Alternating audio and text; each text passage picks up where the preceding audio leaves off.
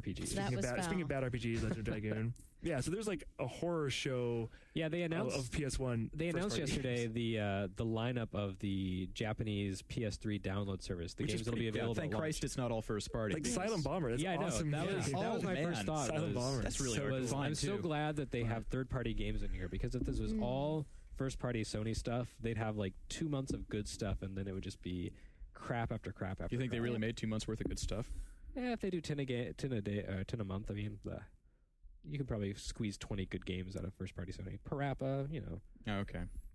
Whatever. Parappa's awesome. And technically, Sony did publish the early Square games, so you could put Bushido Blade on there if you really want to stretch. Okay, maybe that's reaching a bit. Tobal 2 would be nice. Tobal 2 would be nice, yeah, if you could get that and download it in the US. In fact, Tobal 2 is probably the one Japanese PS1 game that we never got that we should have gotten, among all, I think. Yeah, I agree. It's really cool. Was there anything else? One of many, it is. I'm trying to think, are there actually a lot of good PS1 imports? I wrote an article about it. There are some. I mean, I'd have to go back and look. But you're talking about 2D games. There's a lot of good 2D games. Oh, yeah, that never came to the US, definitely. True. No, yeah, there's lots of games that never made it to the US, like Harmful Park, Umihara Kawase, Gunner's Heaven, Vib Ribbon. I love Vib Gunner's Ribbon. Heaven. Oh, that's lots of great stuff. Lots of collections too of classic arcade games that yeah. never made it here.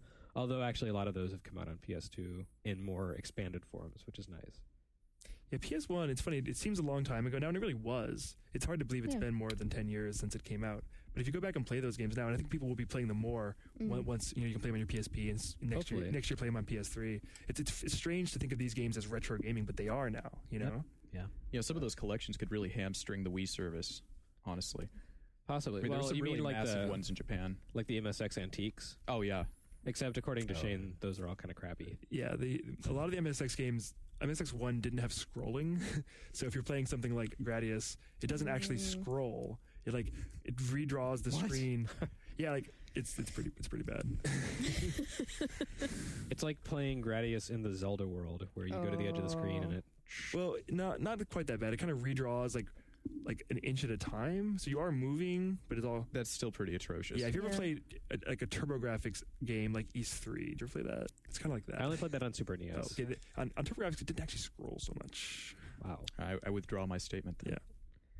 Well, if they do release some of the other collections, like the Namco museums. Yeah. Well, but everyone has Namco games. It's like the default downloadable. There's cool things like Jalico collections that came out with like Blaster Master on them. There's a lot of stuff out there. I always regretted missing that one. Pretty good stuff. The Capcom collection.